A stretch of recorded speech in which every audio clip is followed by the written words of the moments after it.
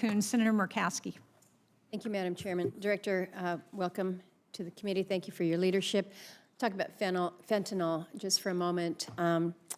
Alaska continues to outpace the other states. Unfortunately, this is a position in place that we would never, ever want to be. Between 2022 and 23, we saw the largest % increase in drug overdose of any state by far. We're referred to as, quote, one of fentanyl's deadliest frontiers. Just from last year, the drug overdoses increased by 40% from 22 to 23, FY 22 to 23.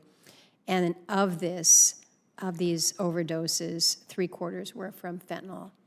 And so we're seeing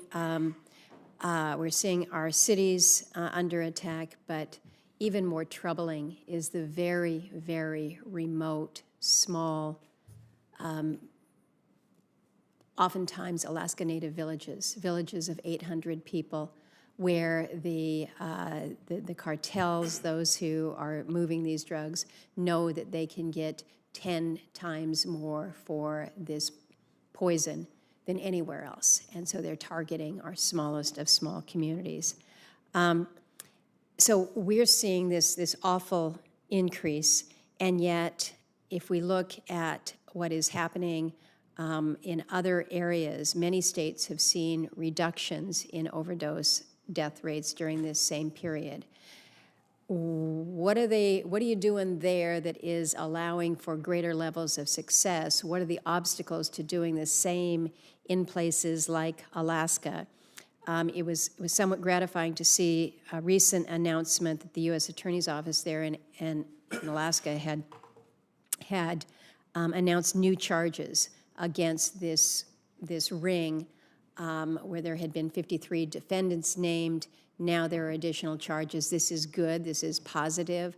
But we're looking at what we're up against, and we're a state where the stuff is coming in by air.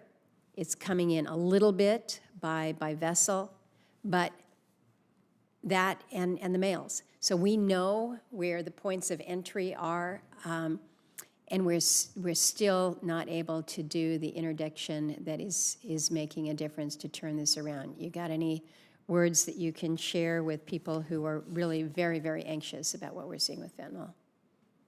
Well, certainly, I'm acutely aware of what a big problem is up there, and of some of the challenges that law enforcement in your home state have to contend with. I've been up to visit, as you know, a couple times, and on one of them in particular, the Alaska State Troopers, with whom we have a great relationship, took me up in a helicopter to be able to kind of get a better sense of just the sheer sprawl and remoteness of some of the communities that you're talking about. We are working through the Alaska High Intensity Drug Trafficking Area Initiative, and that's a big part of it, not just on the investigations, enhancing those, but promoting interagency partnerships, increasing awareness. Part of that effort, in addition to big cases like the 53-person one you mentioned, and the seizures that came with that, is to try to make sure that people, including in some of these more remote communities, kind of know what behaviors to be on the lookout for, how to report, who to report it to, that kind of thing. You mentioned some of the reduction in overdose deaths that you're seeing in some other states.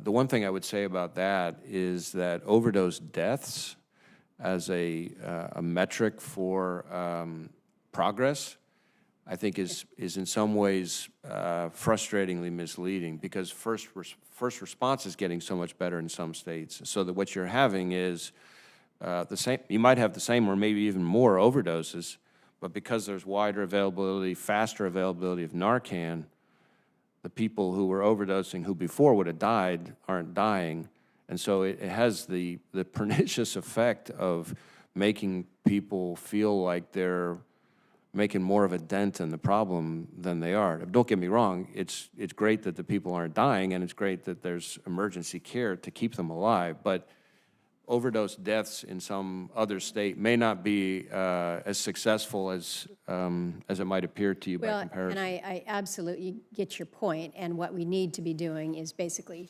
choking the poison off in the first place so it doesn't get to my state or any others. I'm out of time here, but I want to ask one final question here, and this relates to the Not Invisible Commission. This is related to murdered, missing indigenous peoples. They got their report to Congress and the federal agencies back November of last year. It recommends that law enforcement, including FBI, are trained in MMIP, violence, crime, and human trafficking, coordination with BIE, and all of that. And I'm hoping that we've got some good progress that is being made by the FBI in implementing the provisions of this report. The concern that I have here is I just mentioned the fentanyl crisis in this state. We've got a stepped-up initiative that we must do when it comes to those vulnerable people, murdered, missing, and particularly our indigenous women. But we've got one field office in Alaska for the FBI. We have 2 satellite offices, one in Fairbanks and one in Juneau. Do you think that that is sufficient resourcing to cover a state that you have acknowledged is it's huge. It's 1/5 the size of the rest of the country. But to be dealing with these issues that are impacting us in disproportionate ways, do we need more resources up north? We clearly need more resources, although I will tell you we need more resources just across the board. And that I say sometimes, but it applies very much to this context. Everywhere I go, somebody has a really good, and I don't mean that sarcastically, a really good idea of someplace the FBI needs to be devoting more resources. And I have not yet found anybody who can tell me in any responsible way where the FBI can be devoting less resources. And so this is a time for Congress to lean forward in this next appropriation. I'm very aware of both how small our field office, our Anchorage division, which, as you say, includes not just the headquarters city in Anchorage, but the other 2 RAs as well, by comparison to just the sheer immense area that they have to cover. And it always strikes me every time I'm talking with them about the challenges that presents. It's not just the sprawl, but how few roads there are, and how that people have to get around, and all the things that does to complicate law enforcement work in that area. So Anchorage needs more resources, but the FBI needs more resources. FBI needs more resources. The question that I didn't ask you was about the northern border and what we're seeing with those on the terrorist watch list coming through, because we're anxious about that. So we got all kinds of issues. And again, how we're resourcing, regardless of where it is a challenge. So thank you, Madam Chair. Thank you, Senator Murkowski. Senator